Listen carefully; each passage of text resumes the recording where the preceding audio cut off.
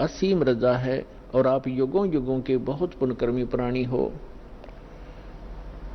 जो ऐसे भाग दौड़ के जीवन से समय निकालकर यहां परमात्मा के दरबार में पहुंच पाते हो। उस परमात्मा की रजा बिना आप यहां नहीं आ सकते, आप ये ज्ञान भी नहीं सुन सकते, आप तक ये पहुंच भी नहीं सकता। इस ज्ञान को आप तक पहुंचाने के लिए परमात्मा ने 600 वर्ष पहले प्रयत्न किए और उन दुष्ट लोगों ने, स्वार्थी नकली गुरुओं ने अपनी रोजी रोटी को उत्तम मानते हुए, प्रथम मानकर अपने स्वार्थ को प्रधान मानते हुए कबीर भगवान उस धानक रूप जुलाहे को बहुत परेशान किया और यथार्थ ज्ञान को हमारे तक, आप तक नहीं पहुंचने दिया।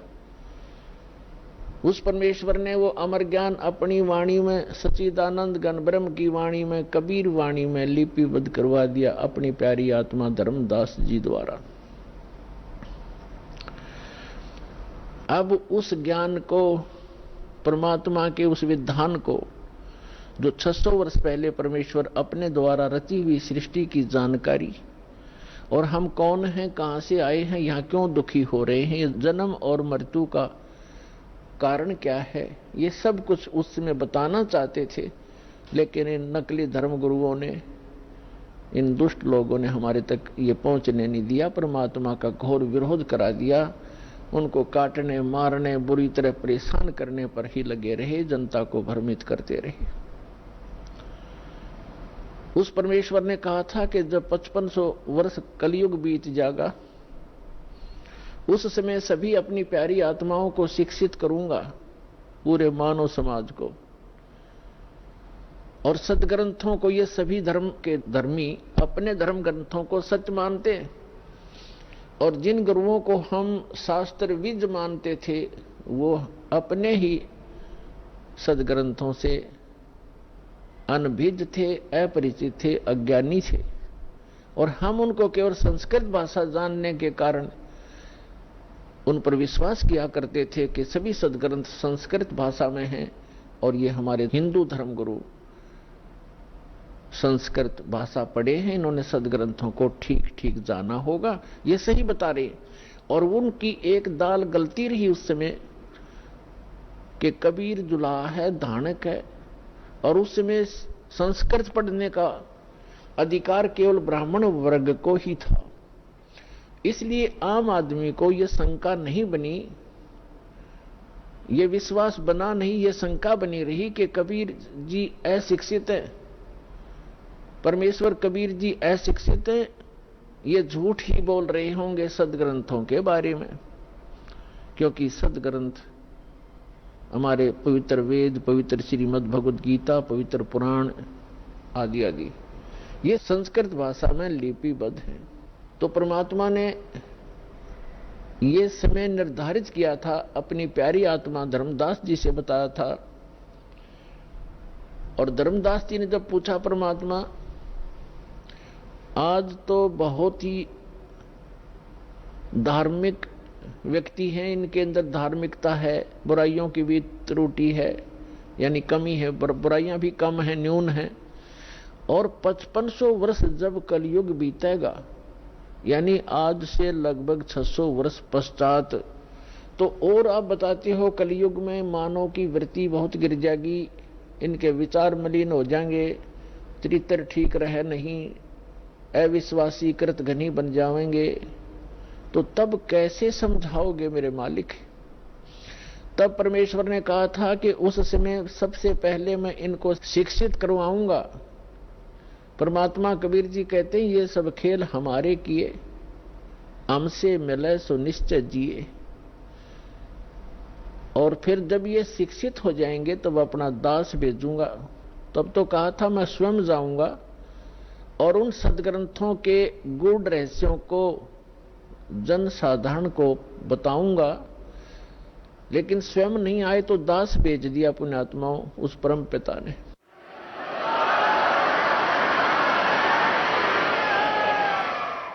और आज आप देख रहे हो ये इलेक्ट्रॉनिक सिस्टम, इलेक्ट्रॉनिक उपकरण, इंटरनेट सिस्टम, ईमेल, प्रोजेक्टर, ये सीडी, डीवीडी, पेन ड्राइव, जो भी ये टेक्निक परमात्मा ने, ये जो भी टेक्निक है उस परम पिता कबीर भगवान की दी हुई है मानव को। ये मानव सत्र की सोच नहीं, ये सतकर मान लेना। अगर ये मानव की सोच होती तो लगभग 40 लाख वर्ष तो इस चतुर्युगी के बीत गए हैं और आज तक ये टेक्निक उपलब्ध नहीं हुई, मानव नहीं खोज सका। ये परमात्मा ने कलयुग इसलिए नाम रखा इसका कि इसमें मशीनरी युग होगा, टेक्निक इसके अंदर परमात्मा अपने बच्चों को देंगे और उसका मूल उद्देश्य ये है कि इस तत्व ज्ञान को जो 600 वर्ष पहले परमात्मा कबीर जी बताना चाहते थे, आज घर बैठे अपने बच्चों को इन टीवी के माध्यम से, इंटरनेट के माध्यम से, ये जो यूट्यूब आदि बन गए हैं, इनके माध्यम से घर बैठे ये अमृत ज्ञान बताऊंगा और तब ये समझ जाएंगे और मेरे पास आ जाएंगे, अपना कल्याण करवा लेंगे। तो ये सारा कुछ जो उपकरण बनवाए हैं परमात्मा ने, ये इसलिए दिए हैं, उस परमात्मा गॉड गिवन ये माइंड है, जीव का अपना सतर की सोच नहीं है, ना ये बना सकता है।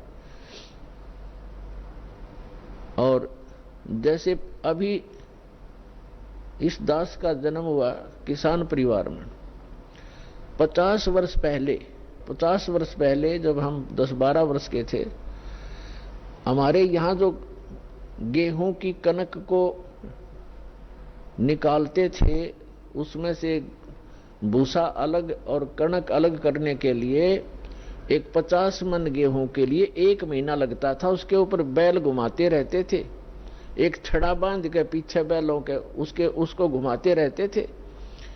कम से कम 1 महीने में जाकर 20 दिन में जाकर के वो बारीक होता था, तब उसको बरसा बरुस गेहूं अलग और भूसा अलग करते थे।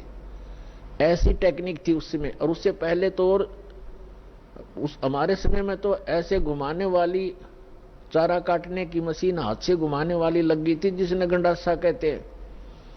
और उससे पहले हमने देखे हमारे दादाजी हाथ से ऐसे काटा करते थे, ऐसे। और पीछे जाओगे तो क्या होगा? तो कहने का भाव ये है कि जो आज टेक्निक प्राप्त है ये गॉड कबीर गिवन है, ताकि आप अपने सदग्रंथों को इन प्रोजेक्टर और डीवीडी के माध्यम से रूबरू देख सकें, आंखों देख सकें, फिर मिला सकें अपने। आपके घर उपलब्ध होती हैं ये सभी सदग्रंथ। और दया करी परमात्मा ने के अनुवादित करवा दिया उन्हीं के द्वारा जिनको ज्ञान नहीं था। अनुवाद उनको भाषा आती थी, जैसा भी उन्होंने अनुवाद, जहां उनकी बुद्धि काम करना बंद कर गई वहां तो गलत कर दिया, और जहां साधारण अनुवाद थे उन्होंने कर दिए। कहां स्लिप करी उनकी बुद्धि? जैसे श्रीमद् भगवत गीता अध्याय नंबर 7 के मंत्र नंबर 18 में अनुत्तम गति शब्द है। गीता ज्ञान दाता अपने से अन्य परमात्मा के विषय में जानकारी देता है और अपने विषय में भी जानकारी देता है। लेकिन गीता अनुवाद करने वालों का दृष्टिकोण यही रहा कि श्री कृष्ण जो है ये सुप्रीम पावर है। श्री कृष्ण इज विष्णु, ये विष्णु जी को सुप्रीम पावर मानकर ये मानते रहे कि श्रीमद् भगवत गीता का ज्ञान श्री विष्णु जी ने दिया है श्री कृष्ण रूप में। श्री कृष्ण भी विष्णु ही थे, ये खुद मानते हैं हमारे धर्मगुरु। तो इन्होंने श्रीमद् भगवत गीता को ठीक से ना समझकर, क्योंकि उनको सृष्टि रचना का ज्ञान नहीं था, जिस कारण से उन्होंने श्री कृष्ण को ही मूल परमात्मा मान लिया। जबकि गीता अध्याय नंबर 15 के श्लोक 16 और 17 में 3 प्रभु बताए हैं, 3 पुरुष बताए हैं। एक सरपुरुष है ब्रह्म, जिसको सरब्रह्म भी कहा जाता है। सरब्रह्म ये केवल 21 ब्रह्मांड का स्वामी है। और दूसरा अक्षर पुरुष, इसको अक्षर ब्रह्म भी कहते हैं, इसको पर ब्रह्म भी कहते हैं। ये 7 संख ब्रह्मांड का स्वामी है, प्रभु है, पुरुष है, मालिक है। पुरुष कहो परमात्मा को। श्रीमद् भगवद गीता अध्याय नंबर 15 के श्लोक नंबर 16 में कहा कि 2 पुरुष हैं इस संसार में, पृथ्वी वाले लोकों में, और ये भी नाशवान और इनके अंतर्गत जितने प्राणी हैं वो भी नाशवान है। जीव आत्मा किसी की नहीं मरती, वो तो पशु पक्षी की भी नहीं मरती। श्रीमद् भगवद गीता अध्याय नंबर 15 के श्लोक नंबर 17 में तुरंत कहा है, उत्तम पुरुष है तू अन्य। पुरुष माने परमात्मा, प्रभु, स्वामी। उत्तम पुरुष यानी पुरुषोत्तम। पुरुषोत्तम तो इन दोनों से कोई भिन्न है। सरपुरुष और अक्षर पुरुष, जो 16वें श्लोक में बताए, इनसे कोई भिन्न है, वो वास्तव में परमात्मा कहा जाता है। उत्तम पुरुष है तू अन्य परमात्मा इति उदाहरत। यह लोक तरम आविश्य विभर्ति अवय ईश्वर। उत्तम पुरुष यानी पुरुषोत्तम, श्रेष्ठ भगवान, सही परमात्मा तो इन दोनों से कोई और है, अन्य है, और वही परमात्मा कहलाता है, वो परमात्मा कहा जाता है। और वही तीनों लोकों में प्रवेश करके सबका धारण पोषण करता है। श्रीमद् भगवद गीता अध्याय 15 के श्लोक नंबर 1 से लेकर 3 में एक विशेष विवेचन है, विवेश विवरण है कि उल्टा लटका हुआ यह संसार रूपी वृक्ष है। उल्टा लटका हुआ संसार रूपी वृक्ष जानो, जिसकी ऊपर को जड़ तो समझो मूल मालिक है, वो उत्तम पुरुष है तू अन्य जो है वो तो है जड़, मूल, और उसके बाद जो जमीन से बाहर दिखाई देता है वो सारा पेड़ होता है। उसके फिर विभाग बताए हैं।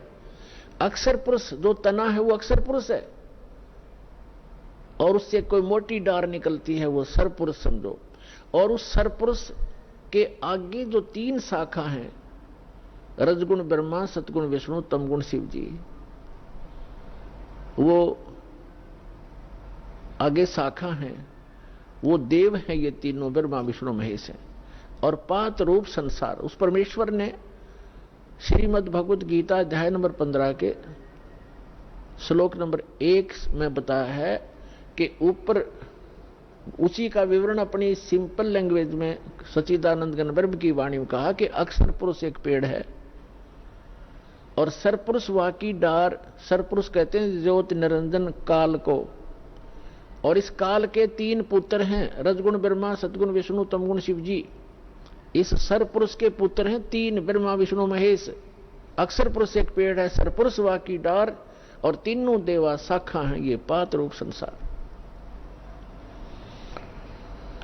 तो इस पूरे प्रकरण में ब्रह्मा विष्णु महेश की क्या स्थिति है, ये इस ब्रह्म के पुत्र हैं, और ब्रह्मा विष्णु महेश की माता दुर्गा है, अष्टंगी देवी। तो विष्णु जी कौन है? विष्णु जी एक ब्रह्मांड में एक विभाग के विभागीय मंत्री हैं, सतोगुण विभाग के, और ये 3 भाई हैं, तीनों का अलग अलग विभाग है। रजोगुण विभाग के मंत्री मालिक प्रभु स्वामी ब्रह्मा जी, और सतोगुण विभाग के स्वामी श्री विष्णु जी, और तमोगुण विभाग के स्वामी प्रभु श्री शंकर जी। ये एक ब्रह्मांड में केवल एक विभागीय मंत्री हैं, और इनका पिता जो ब्रह्म है सरपुरुष, वो एक ब्रह्मांड के अंदर मुख्य मंत्री का रोल करता है। ऐसे ऐसे 21 ब्रह्मांड हैं सरपुरुष के, जिसको ज्योत स्वरूपी निरंजन काल भी कहा जाता है, जिसके लोक में हम रह रहे हैं।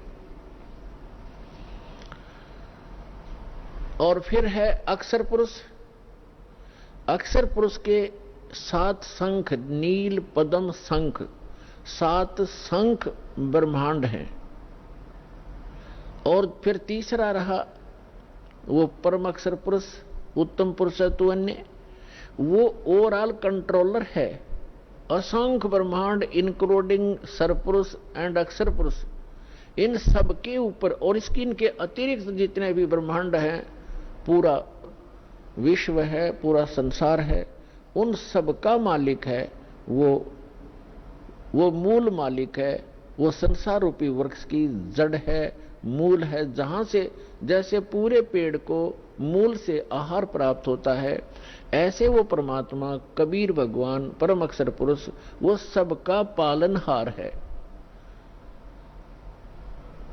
अब जैसे जिन महापुरुषों को परमात्मा मिले उनमें से एक आदरणीय गरीबदास साहिब जी, गांव छुड़ानी, जिला झज्जर वाले हैं।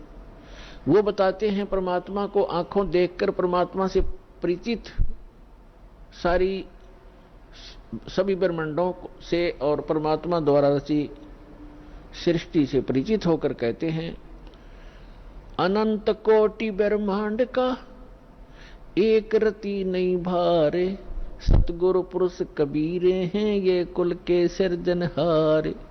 वो कबीर कौन है? हम सुल्तानी नानक तारे, दादू को उपदेश दिया, जात जुलाहा भेद न पाया, वो काशी महे कबीर हुआ। अब ये है वो सारे ब्रह्मांडों का रचनार, मूल मालिक। अब हम फिर आते हैं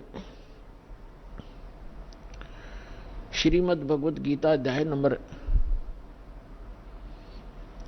15 के श्लोक 17 पर। उत्तम पुरुष तु अन्य परमात्मा इति उदाहरतः, ये लोक तरम आविश्य विभर्ति अवय ईश्वर है। उत्तम पुरुष तो कोई और है, पुरुषोत्तम तो कोई इन दोनों से अलग है, जो 16वें श्लोक में कहा है 15वें अध्याय के श्रीमद् भगवद गीता में। सपुरुष और अक्षर पुरुष से अन्य है, वो पुरुषोत्तम कहलाता है और उसको वास्तव में वो परमात्मा कहा जाता है। परमात्मा, परमात्मा माने श्रेष्ठ आत्मा। श्रेष्ठ आत्मा वही होता है जो किसी को दुख ना दे, किसी के बेटा बेटी की मृत्यु ना करे, कैंसर ना करे, किसी को रोग से युक्त ना करे, दुखी ना करे, उसको परमात्मा कहते हैं, श्रेष्ठ आत्मा, अच्छी आत्मा। और जो यहाँ हम देख रहे हैं बुचड़ खाना, किसी हॉस्पिटल में जाकर देख लो हाहाकार मची हुई है, और घर घर में देख लो कोई किसी रोग से दुखी, कोई किसी से दुखी, किसी की टांग कटी है, किसी का हाथ कटा है, कोई आंखों से अंधा है, कोई पैरालाइसिस से तड़प रहा है। तो जिस लोक में हम रह रहे हैं ये इस परमात्मा का लोक हो सकता है? ये तो कसाई आत्मा का लोक है, इस काल का लोक है जहां हम रह रहे हैं। ये कबीर भगवान ने आकर बताया। और जिन महापुरुषों को परमात्मा सचखंड लेकर गए अपने सुखमय स्थान पर और फिर उनको गवाह बनाकर, साक्षी बनाकर वापस छोड़ा, उन्होंने भी यही बताया कि ये लोक ठीक नहीं, एक स्थान और है जहां जाने के बाद जीव फिर कभी लौटकर वापस इस गंदे लोक में नहीं आता, और वहां कोई दुख नहीं, वहां वर्द अवस्था नहीं, वहां मृत्यु नहीं। अब श्रीमद् भगवद गीता अध्याय नंबर 15 के श्लोक नंबर 17 में कहा है कि उत्तम पुरुष तु अन्य परमात्मा इति उदाहरतः, और यह लोकतरम आविश्य विभर्ति अवैश्वर, जो तीनों लोकों में प्रवेश करके वो श्रेष्ठ परमात्मा जो सरपुरुष और अक्षर पुरुष से अन्य है, वो संसार रूपी वृक्ष की मूल है, जड़ है, ऊर्ध्व मूलम अधः शाखम, ऊपर को जो जड़ है वो तो समझो परम अक्षर ब्रह्म है। और यह लोक तरम अविश्य विभर्ति, जो तीनों लोकों में प्रवेश करके सबका धारण पोषण करता है। पूरे पेड़ को मूल से ही परवरिश, आहार मिलता है, मूल से उसकी परवरिश होती है। तो पूरा जो मूल है ऊपर परमात्मा है, जो सतलोक में रहता है, वो अक्षर पुरुष, परम अक्षर पुरुष, वो सारी सृष्टि का रचनहार, सर्व उत्पादक प्रभु, वो कबीर साहब है जो काशी में धानक रूप में आए थे। उस परमात्मा ने विधान बनाकर छोड़ दिया है, उस विधान अनुसार जो चलेगा उसको जैसा भी यहाँ का जो कर्तव्य है, लाभ है, उस अनुसार उसको मिलता रहेगा, उसको उसी प्रकार उसका जन्म मृत्यु होता रहेगा।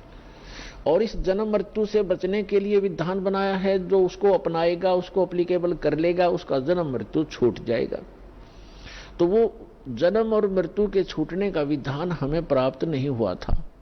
परमात्मा ने 600 वर्ष पहले बताने की चेष्टा की, लेकिन हम अशिक्षित होने के कारण हम वंचित रह गए। उसकी पूर्ति करने के लिए परमात्मा ने अब समय दिया है, निर्धारित किया था। अब जो प्रसंग चल रहा है, अब यहां कई व्यक्ति श्रद्धालु आपको भ्रमित कर देते हैं कि श्रीमद् भगवद गीता अध्याय नंबर 15 के श्लोक नंबर 18 में गीता ज्ञानदाता कहता है कि मैं लोक वेद के आधार से मैं पुरुषोत्तम प्रसिद्ध हूं। तो वो भ्रमित करते हैं कि रामपाल इनकम्प्लीट ज्ञान देता है, 17वें श्लोक तक ही बताता है, 18वें में क्यों नहीं बताता कि उसमें खुद कहता है मैं पुरुषोत्तम हूं। यदि उसको 18वें श्लोक को हम फाइनल माने तो 17वां गलत हो गया, क्योंकि गीता ज्ञानदाता तो ये है कि वो पुरुषोत्तमता इन दोनों से कोई अन्य है। और 18वें में क्या कहता है कि मैं गीता ज्ञानदाता कौन है? ये श्री कृष्ण नहीं है। श्री कृष्ण में प्रवेश करके, ये विष्णु नहीं है।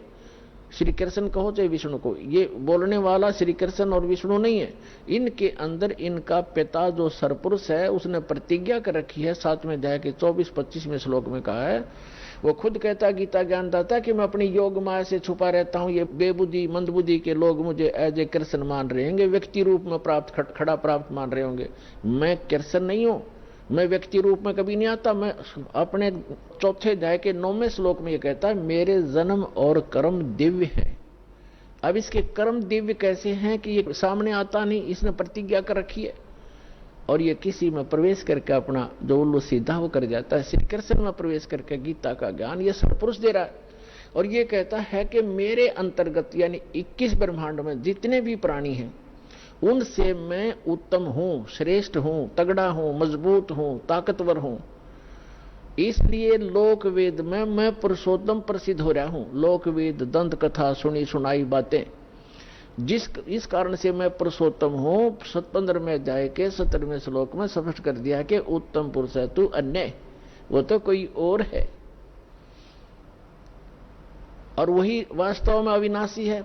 दूसरे अध्याय के 17वें श्लोक में कहा है और दूसरे गीता अध्याय नंबर 2 के श्लोक 12 में, गीता अध्याय नंबर 4 श्लोक 5 और 9 में, गीता अध्याय 10 मंत्र 2 में ये स्पष्ट करता गीता ज्ञानदाता कि मेरे तो जन्म मृत्यु होते हैं, मैं अविनाशी नहीं हूं। और दूसरे अध्याय के 17वें श्लोक में श्रीमद् भगवद गीता में कहा कि अविनाशी तो उसको जान जिसने सारे ब्रह्मांड की रचना की, जिसे सारा संसार व्याप्त है। उस अविनाशी को मारने के लिए कोई भी सक्षम नहीं है।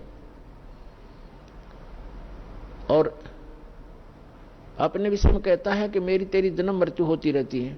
लेकिन 18वें अध्याय के 62वें श्लोक में कहा कि अर्जुन तू सर्वभाव से उस परमेश्वर की शरण में जा, उसकी कृपा से तू परम शांति को और सनातन परम धाम को प्राप्त होगा। और श्रीमद् भगवद गीता अध्याय नंबर 15 के श्लोक नंबर 1 से 4 का आशय ये सारांश है कि उल्टा लटका हुआ संसार रूपी वृक्ष है, ऊपर को पूर्ण परमात्मा है, वो सबका धारण पोषण करने वाला, जिससे सबकी उत्पत्ति हुई है, सर्व उत्पादक प्रभु है, ऊपर सतलोक में रहता है।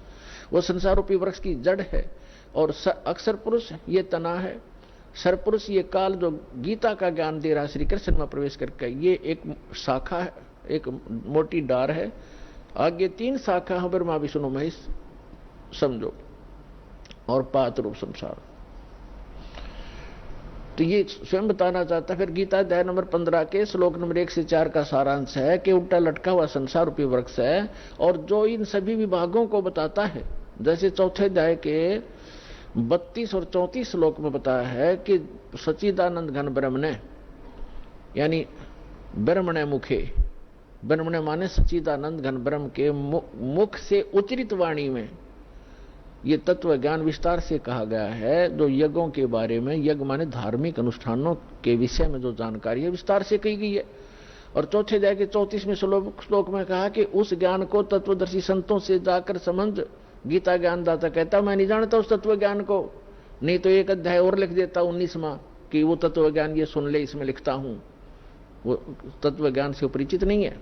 4थे अध्याय के 34वें श्लोक में गीता जी में कहा है कि उस ज्ञान को जो सच्चिदानंद घन यानी परम अक्षर ब्रह्म अपने आप अपने मुख कमल से बोलता है आकर के, उसकी अमृतवाणी में लिपिबद्ध किया जाता है, कबीर वाणी में, वो तत्व ज्ञान है। 4थे अध्याय के 34वें श्लोक में कहा गीता जी में, उस ज्ञान को तू तत्वदर्शी संतों के पास जाकर समझ।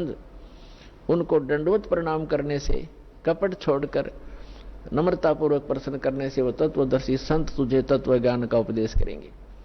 इसे सिद्ध होगा। यहां गीता अध्याय नंबर 15 के श्लोक नंबर 1 में वो भी कंसेप्ट क्लियर कर दिया कि वो तत्वदर्शी संत वो होगा जो उल्टे लटके हुए संसार रूपी वृक्ष के सभी विभाग बता देगा।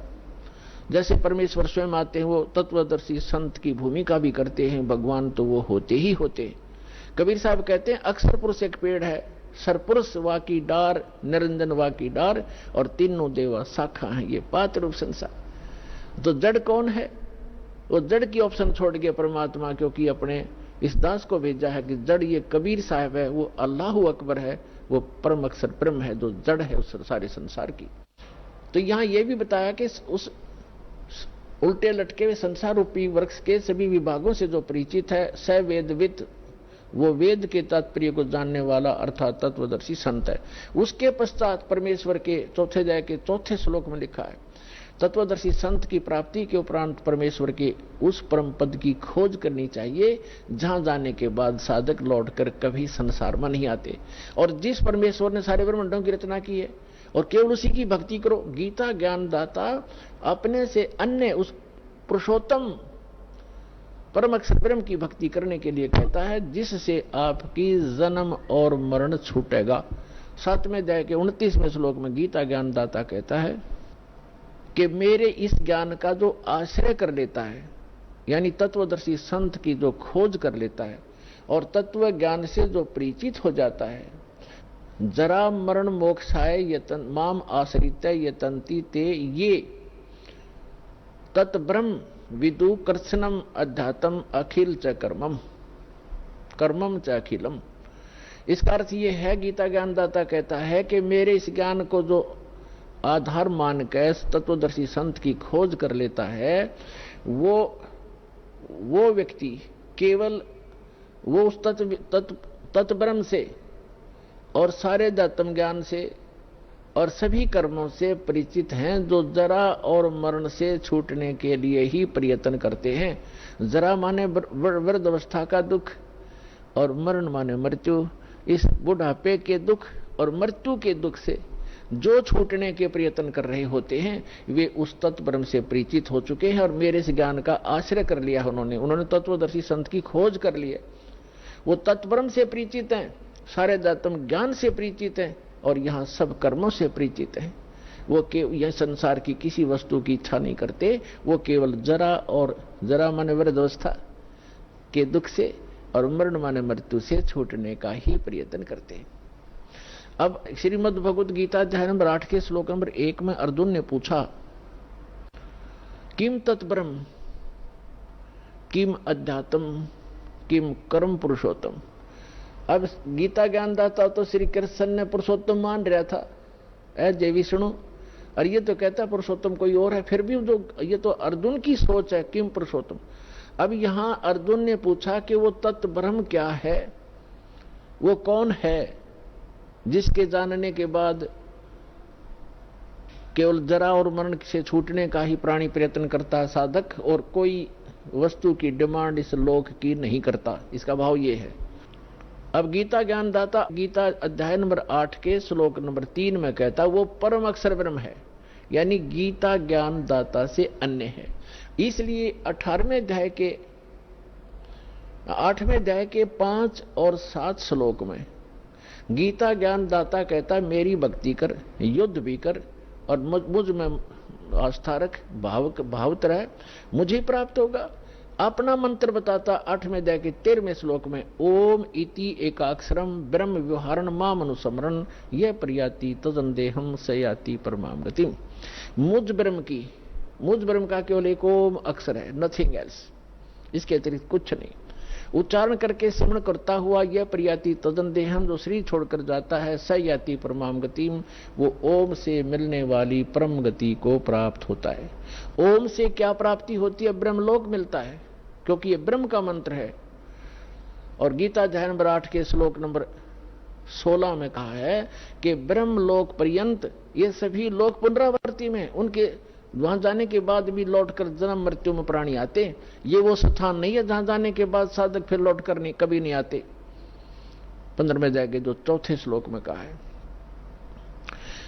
तो इस ब्रह्म की साधना करने से भी ब्रह्मलोक प्राप्त होता है। ब्रह्मलोक में गए हुए प्राणी भी पुनर्वर्ती में होते हैं, जन्म मृत्यु होता है। इसलिए 18वें अध्याय के 62वें श्लोक में कहता अर्जुन तू सर्वभाव से उस परमेश्वर की शरण में जा, उसकी कृपा से ही तो परम शांति और सनातन परम धाम को प्राप्त होगा, उस परमेश्वर की ही कृपा से। और उसका मंत्र बता दिया 17वें अध्याय के 23वें श्लोक में कि ओम तत् सत इति निर्देश है ब्रह्मण त्रिविध समर्थ है। ब्रह्मण माने सच्चिदानंद घन ब्रह्म, यानी परम अक्षर ब्रह्म के प्राप्ति का, उस लोक की प्राप्ति का, जहां जाने के बाद साधक फिर लौटकर कभी संसार में नहीं आते, कि वो मंत्र है ओम तत् सत। अपना तो गीता ज्ञानदाता ने 8वें अध्याय के 13वें श्लोक में बता ही दिया कि मुझ ब्रह्म का केवल ओम मंत्र है। ये तो इनकम्प्लीट साधना है, ब्रह्म तक की है, जन्म मृत्यु सदा बनी रहेगी, वो शाश्वत स्थान प्राप्त नहीं हो सकता, वो सुख प्राप्त नहीं हो सकता। अब बताया है सच्चिदानंद घन ब्रह्म की साधना करने से शाश्वत स्थान, शाश्वत माने जहां जिसका कभी अंत नहीं होता, अविनाशी लोक, हम उसको सत्यलोक कहते हैं, अमरलोक कहते हैं, सत्यलोक की प्राप्ति होती है। तो उसका मंत्र है ओम तत्सत। ओम तो सरपुरुष का, इस ब्रह्म का, और तत् जो है ये अक्षर पुरुष का साधना मंत्र है। और सत तत् ये सांकेतिक है, तत् नहीं, ये अन्य मंत्र है, ये कोड वर्ड है, सांकेतिक शब्द है। और सत ये परम अक्षर ब्रह्म का साधना मंत्र है, वो कोड वर्ड है। ओम तत्सत ये शब्द नहीं है, ये मंत्र नहीं है, ये अन्य मंत्र हैं जो इस विश्व में दास के पास उपलब्ध है और किसी के पास नहीं है।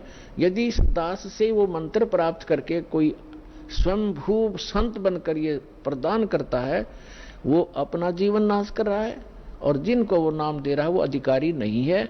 जैसे अनअधिकारी से बनवाया हुआ लाइसेंस या पासपोर्ट समय पर धोखा देगा और दंडित होना पड़ेगा, तो उस व्यक्ति को ऐसा समझ लेना, यदि कोई ऐसा जालिम व्यक्ति ऐसे जागरूक समय में भी ये प्रयत्न कर रहा हो, तो वो उसको भी प्रार्थना करना कि अपना जीवन नाश ना करे, भगवान का द्रोही है तू, और इन जीवों का नाश मत कर, काल के दूत का काम मत कर।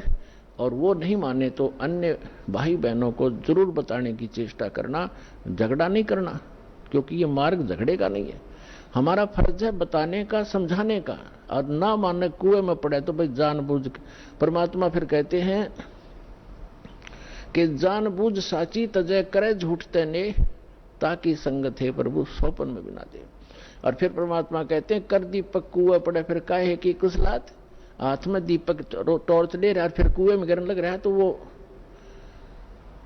होश में नहीं है, वो व्यक्ति कोई शराब वगैरह पी रखी है उसने, तो वो मूर्ख है, वो फिर अपनी करनी आप पावेगा, आप निर्दोष हो जाओगे। उनको एक बार प्रार्थना अवश्य करना कि ये व्यक्ति जो आप गुरु बनाए बैठे हो, ये गुरु ठीक नहीं है, ये अधिकारी नहीं है। तो इस तरह का अगर कोई स्वयंभू संत बनेगा तो उसको अनधिकारी है, वो डुप्लीकेट जाली लाइसेंस और पासपोर्ट बना रहा है, क्योंकि इस मंत्र के आधार से ये हमारा यहाँ का पासपोर्ट है, जिसके आधार से हम सवलोक जाएंगे, सतलोक जाएंगे।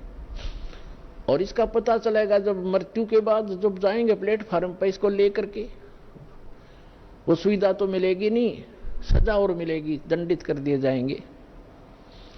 तो जो प्रसंग चल रहा है हम उसी पर आते हैं कि उस सच्चिदानंद घन ब्रह्म के पाने का इस 3 मंत्र के जाप का प्रावधान है, निर्देश है, डायरेक्शन है, नथिंग एल्स। निर्देश माने फाइनल फैसला है, आदेश भी और निर्देश यानी ये दिशा भी दे दी। अब उस परमात्मा की भक्ति से पूर्ण मोक्ष होगा और शाश्वत स्थान प्राप्त होगा, जहां जाने के बाद साधक फिर लौटकर कभी संसार में नहीं आते। अब जो प्रसंग चला था कि 7वें अध्याय के 18वें मंत्र में गीता ज्ञान दाता कहता है, वैसे तो ये प्रकरण चलता है 7वें अध्याय के प्रथम मंत्र से ही, और उसमें कहता है गीता ज्ञान दाता कि अर्जुन मैं तुझे ऐसा ज्ञान सुनाऊंगा जिसके जानने के बाद कुछ भी जानना शेष नहीं रहेगा। तो गीता अध्याय नंबर 7 के श्लोक नंबर 12 से लेकर 15 तक स्पष्ट कर दिया है, इन तीनों गुण रजगुण ब्रह्मा, सतगुण विष्णु, तमगुण शिव जी की जो साधना करते हैं वो राक्षस स्वभाव को धारण किए हुए मनुष्यों में नीच दूषित कर्म करने वाले मूर्ख हैं। अपने आत्माओं ये दास नहीं कह रहा, अपने सदग्रंथ और इनमें लिखा इतिहास कह रहा है। तीनों गुण रजगुण ब्रह्मा, सदगुण विष्णु, तमगुण शिव जी हैं। ये बहुत बार प्रमाणित भी किया है। और वैसे भी आप श्रीमद देवी भागवत सचित्र मोटा टाइप 3रा स्कंद 123 पृष्ठ गीता प्रेस गोरखपुर से प्रकाशित में पढ़ सकते हैं, जिसमें स्वयं विष्णु जी स्वीकार करते हैं अपनी माता की स्तुति करते हुए कि तुम शुद्ध स्वरूपा हो, ये सारा संसार तुम्ही से उद्भासित हो रहा है। मैं ब्रह्मा और शंकर यानी विष्णु जी कह रहे हम तीनों नाशवान हैं, हमारी जन्म मृत्यु होती है, तुम ही नित्य हो। फिर भगवान शंकर कहते हैं कि यदि ब्रह्मा जी आपके पुत्र हैं तो मैं भी आपका पुत्र हूं, मैं तमोगुण हूं, तीनों गुणों से उत्पन्न हम ब्रह्मा विष्णु महेश, रजगुण ब्रह्मा, सतगुण विष्णु, तमगुण शिव जी केवल नियमित कार्य ही करते हैं। और मार्कंडेय पुराण गीता प्रेस गोरखपुर से प्रकाशित सचित्र मोटा टाइप के 123 पृष्ठ पर कहा है, मार्कंडेय जी बता रहे हैं कि यही 3 देवता हैं और यही 3 गुण हैं और ये ब्रह्म की प्रधान शक्तियां हैं। ब्रह्म माने सर्वपुरुष इस काल की, ये प्रधान शक्तियां हैं, ये तीनों इसके मंत्रियां हैं और यही 3 देवता हैं, यही 3 गुण हैं, रजगुण ब्रह्मा, सतगुण विष्णु, तमगुण शिव जी। और एक मुंबई से प्रकाशित है एक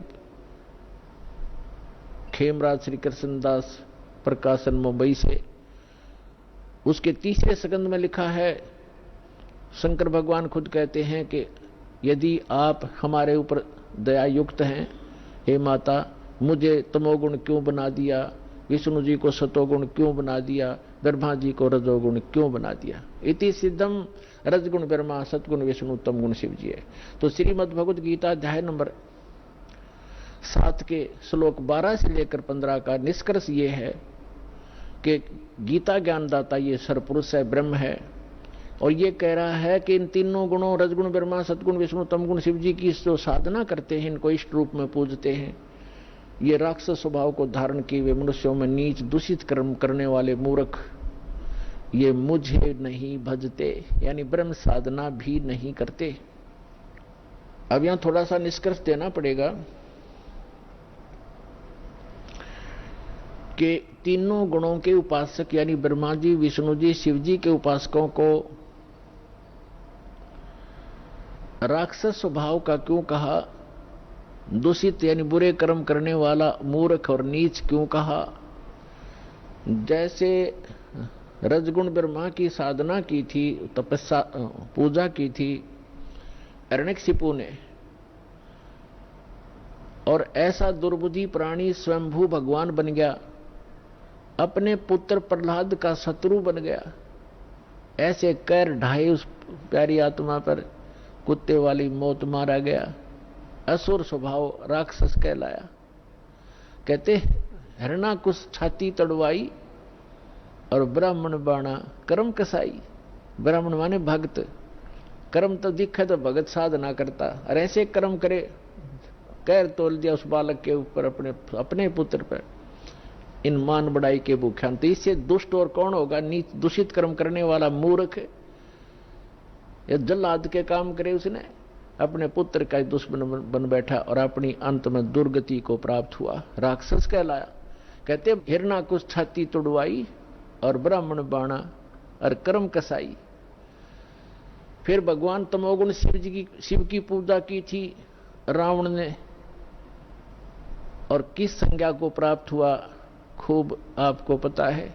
और कैसे दूषित कर्म किया, एक पर नारी को उठा लाना सूरवीर का काम होता है दुर्भावना से, और कैसे जुल्म करने चाहे, अंत में कुत्ते वाली मौत मरा और राक्षस कहलाया, जो तमोगुण भगवान शंकर का उपासक था।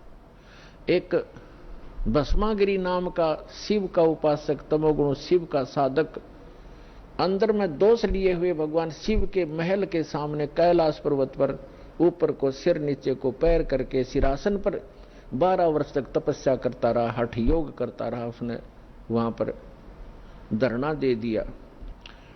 एक दिन पार्वती जी ने कहा कि जी आप तो महादेव के देव हैं, महापुरुष हो, आपके घर में किस वस्तु की कमी है, क्या मांगता है आपका पुजारी, इसको देव और फारिग करो।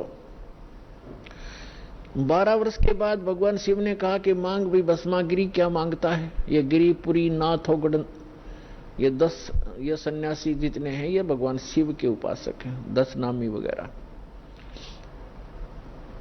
तो जब भगवान शिव ने कहा कि मांग, क्या मांगता है भस्मागिरी, तो ऐसे ही उसी पोजीशन में उसने कहा कि भगवान पहले वचनबद्ध हो तब मैं मांगू। भगवान शंकर ने कहा, सोचा ले मांग लेगा जो मांगेगा, भगत है क्या मांगेगा, ये कोई सिद्धि ले लेगा छोटी मोटी। तो उसने कहा ठीक है भाई, मैं वचनबद्ध हो गया। भगवान शिव ने कहा तो भस्मागिरी खड़ा हो गया और कहा अपना भस्म कंडा मुझे दे दो, जो हाथ में भगवान शिव ने पहन रखा था। उस घड़े के उस कड़े में ऐसी शक्ति थी कि जिसके सिर पर ऐसे करके भस्म कह दिया, बोल दिया, तो वो ऑटोमेटिक उसको फूंक देता था। उस वचन से ही वो अपना काम करता था। इस बात का ज्ञान था उस भस्मागिरी ने। और भस्मागिरी क्या दूषित सोच लेकर साधना कर रहा था कि इस कड़े को प्राप्त करके भगवान शिव को मार दूंगा और पार्वती को अपनी पत्नी बनाऊंगा। ऐसी दुष्ट सोच लेकर के वो साधना कर रहा था। और हम भगवान शंकर को अंतर्यामी कहा करते थे। वो ये भी नहीं सोच सका कि ये दुष्ट क्या सोच लिए बैठा है, तो अंतर्यामी भी नहीं थे वो, और अविनाशी भी नहीं थे भगवान शंकर। अभी बताता हूं। अब भगवान शिव ने वो भस्म कड़ा दे दिया क्योंकि वचनबद्ध हो गए थे। ज्यों ही, और भगवान शिव ने सोचा जंगल में रहता है, साधु संत है, राक्षसों से बचने के लिए लिया होगा। ज्यों ही भस्मागिरी के हाथ में भस्म कड़ा आया, उसने तुरंत तेवर बदल लिए और ऐसे अभद्र आकृति बनाकर कहने लगा कि होले शिव होशियार, तुझे मारूंगा, पार्वती को अपनी पत्नी बनाऊंगा, मेरा यही उद्देश्य था, आज मैं सक्सेस हुआ। यूं कहकर के ज्यों ही भगवान शिव की तरफ वो चला तो भगवान शिव ने वहां से खखाट ठा दिया, यानी बहुत तेज स्पीड से दौड़ा। आगे आगे भगवान और पीछे पीछे पुजारी। पुण्यात्माओं, अब गीता अध्याय नंबर 17 के श्लोक नंबर 12 से 15 में इनको ये संज्ञा दी गई है कि राक्षस स्वभाव को धारण किए मनुष्यों में नीच दूषित कर्म करने वाले मूर्ख। अब इससे दुष्ट कर्म और क्या होगा, जिसको इष्ट रूप में पूज रहा उसकी पत्नी पर बदनीयत है उस व्यक्ति की, अपनी मां के ऊपर बुरी नजर किए हुए वो पापी आत्मा भस्मागिरी। तो फिर वो भगवान शिव भाग रहे हैं। देखो भगवान शिव अविनाशी भी नहीं थे, अगर अविनाशी होते तो भागते ही नहीं, उस शस्त्र ने काम करना ही नहीं था। तो ये अविनाशी भी नहीं थे, अविनाशी थे कबीर परमात्मा। आइए अब हम उन श्रद्धालुओं के अनुभव जानते हैं जो जगत गुरु तत्वदर्शी संत रामपाल जी महाराज जी से दीक्षा प्राप्त कर चुके हैं तथा उनके द्वारा बताए गए भक्ति मार्ग पर चल रहे हैं। नमस्कार सर। नमस्कार सर। सर क्या नाम है आपका? मेरा नाम रूप सिंह है सर। सर कहाँ से आए हैं आप? मैं ग्राम नागलदा, जिला राजनांदगांव, छत्तीसगढ़ से आया हूँ। सर संत रामपाल जी महाराज जी से आपने नाम दीक्षा कब ली? मैं 28/12/2013 को नाम लिया सर। सर संत रामपाल जी महाराज जी से दीक्षा लेने से पहले आप क्या भक्ति साधना करते थे? वही पारंपरिक साधना करता था जैसे परिवार वाले लोग भी करते थे। इसका काफ़ी प्रकरण लंबा है सर, इसके बारे में बता रहा हूँ विस्तार से मैं। सबसे पहले मैं जब 5वीं-6वीं पढ़ रहा था तो उस समय मैं गणेश की मूर्ति रखता था, और जैसे गांव में जैसे एक मंच में अपना दुर्गा जी का अपना नवरात्र होता था उसमें भी काफ़ी भाग लिया है। यानी मैंने पूरा दिन रात करके उस जो पंडाल है उसको काफ़ी सजावट करता था सर उसमें। तो बस यही भक्ति करता था। सर आपने कोई गुरु भी धारण कर रखा था? हाँ सर, गुरु धारण किया था मैं। अपना ये है दामाखेड़ापन से, जो रायपुर छत्तीसगढ़ में प्रकाश मुनि करके है सर। और वहीं से एक छोटा उसका वो पंथ निकलता है, वहाँ एक संत था, उससे मैं नाम दीक्षा लिया था। तो सर यह सब भक्ति साधना करने से आपको क्या लाभ प्राप्त हुए? अब उसमें मेरे को तो कोई लाभ नहीं हुआ सर। अब लाभ भी होता होगा तो समझ में भी नहीं आता। और जैसे अब मेरे घर में काफी कलेश होता था, तो हम सोचे कि चलो कोई जंत्र मंत्र करने वालों को बुला ले आते हैं। तो हमारे घर में चाचा था, उसका तो खैर अब नहीं रहा, तो वो हमारे घर में झाड़ फूक करने आता था। तो उसमें वही चलता था कि ये ले आओ वो ले आओ, तो आपका जो भूत है, आपका घर है वो खत्म हो जाएगा। फिर वही महीने महीने में आके सब खर्च करवाता था, पर भी वहाँ वो भूत प्रेत वाला बाधा खत्म नहीं होता था। और ये भी बोलता था कि आपको इस घर को छोड़ना पड़ेगा, ऐसे करके मेरे को वहाँ बताता था सर। सर आपने बताया कि आप दामाखेड़ा पंथ से 10 साल तक जुड़े रहे। फिर सर आप संत रामपाल जी महाराज जी के शरण में इतनी दूर हरियाणा में कैसे आए सर? सर ये तो इत्तेफाक है। हमारे बगल में पड़ोसी भगत है, उन्होंने पहले आके नाम दीक्षा ले लिए थे संत रामपाल जी से। तो हमारी भक्तमती को बोले कि चलो इधर उधर पहुंच जाते हो तो चलो वहाँ एक बार चल के देखो, वहाँ बढ़िया ज्ञान बताते हैं, वहाँ सब इधर उधर गए तो एक बार वहाँ चलो, ऐसा करके। तो फिर मेरी पत्नी बोलती है कि नहीं मैं जाऊँगा, आपको नहीं जाना है तो मत जाओ। तो उसने तैयार हो गया, फिर मेरा भी मन लगा, क्योंकि मैं तो भी तो भटक रहा था इधर उधर। तो मैं बोला चलो चलते हैं। तो फिर जो हमारे गांव के जो है और भगत, उन लोग बोले तो चलो चलते हैं। फिर टिकट करवाएं, फिर अपना यहाँ आके 28/12/2013 को नामदान लिया सदगुरु रामपाल जी महाराज जी से। सर जिस सुखों की प्राप्ति के लिए आप 10 साल दामाखेड़ा पंथ में रहे और अन्य देवी देवताओं की भक्ति की, वहां नहीं प्राप्त हुए आपको, फिर आप संत रामपाल जी महाराज के शरण में आए। तो संत रामपाल जी महाराज के शरण में आने के बाद आपको क्या क्या लाभ हुए सर? नाम लेने के बाद जैसे घर में झाड़ा झंकड़ बहुत लगता था, जैसे घर छोड़ के जाना पड़ेगा ऐसा करके मेरे को बोल रहा था। तो फिर सदगुरु रामपाल जी महाराज से नाम दीक्षा लेने के बाद वो सर सब समस्या खत्म हो गया, बढ़िया है। और उसके बाद मेरा सर, मैं बैटरी का काम करता हूँ, तो मेरे श्वास के माध्यम से एलर्जी हो जाता था। तो मैं हर हफ्ता डॉक्टर को 500 रुपया देता था सर। वहाँ राजनांदगांव है, अपने यहाँ पास में पड़ता है 25 किलोमीटर।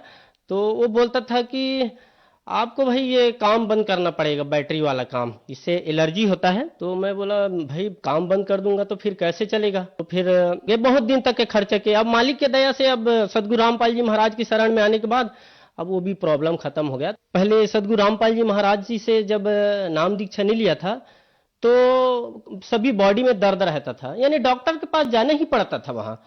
तो अब सदगुरु रामपाल जी महाराज की शरण में आने से वो बॉडी का दर्द खत्म हो गया। मेरी पत्नी को ये बीमारी था सर, घुटने में, यहाँ जो बक्सी डॉक्टर है जिला राजनांदगांव में, तो उसने बता दिया था कि ये अपना घुटने का कटोरी खराब हो गया है, तो उसको चेंज करवाना पड़ेगा, ठीक ही नहीं हो सकता। तो फिर हम परेशान हो गए।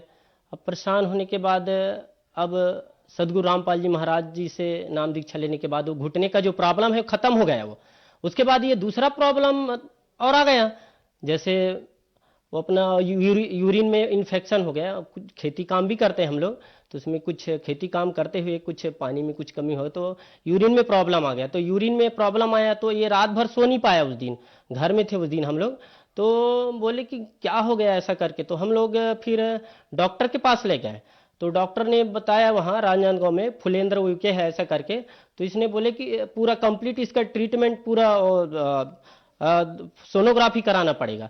तो हम लोग सोनोग्राफी कराए तो उसमें ना बहुत सा प्रॉब्लम हुआ। उसमें यूरिक एसिड बढ़ गया था, पल्स सेल बढ़ गया था और शरीर पूरा सूज गया था। तो फिर परेशान हो गए। तो फिर परेशान होके फिर मालिक से हम लोग प्रार्थना किए, सदगुरु रामपाल जी महाराज से प्रार्थना लगाए।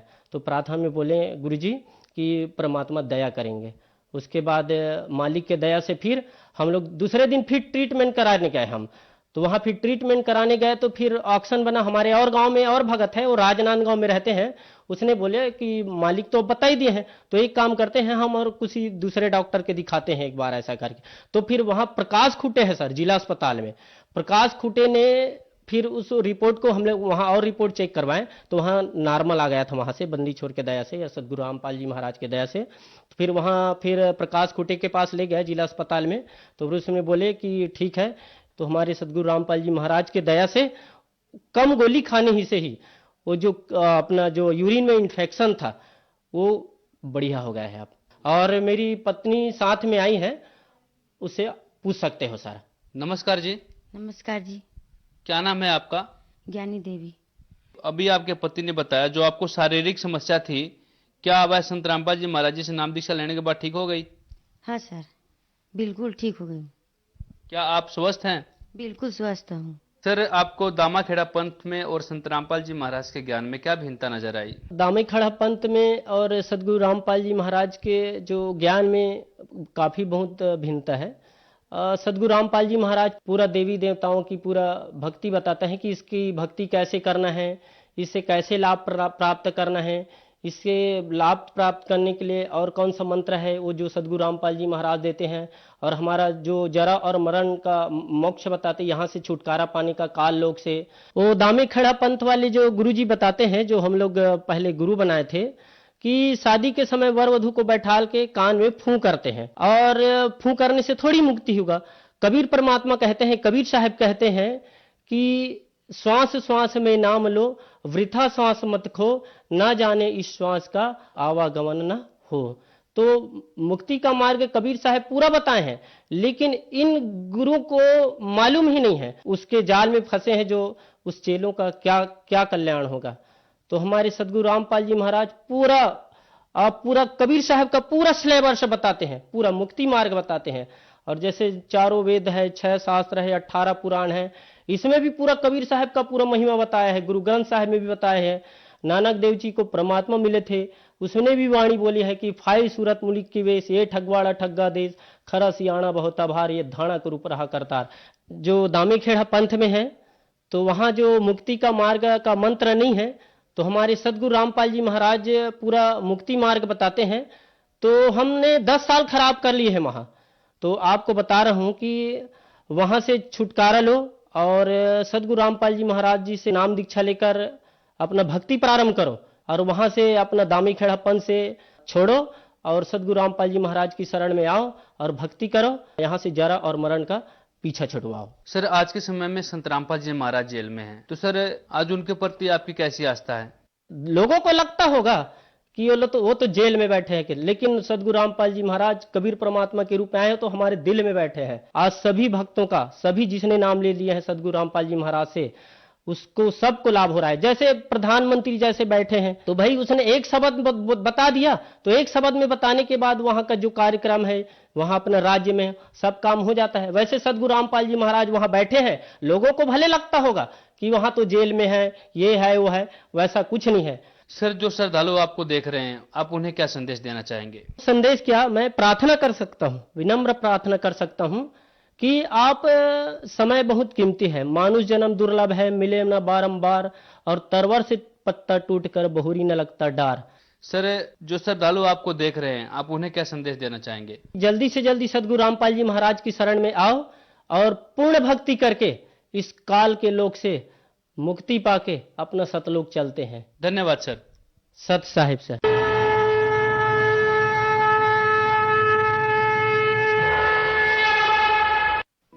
आप सुन रहे थे जगत गुरु तत्वदर्शी संत रामपाल जी महाराज के मंगल प्रवचन। अधिक जानकारी के लिए संपर्क करें 8222880541 8222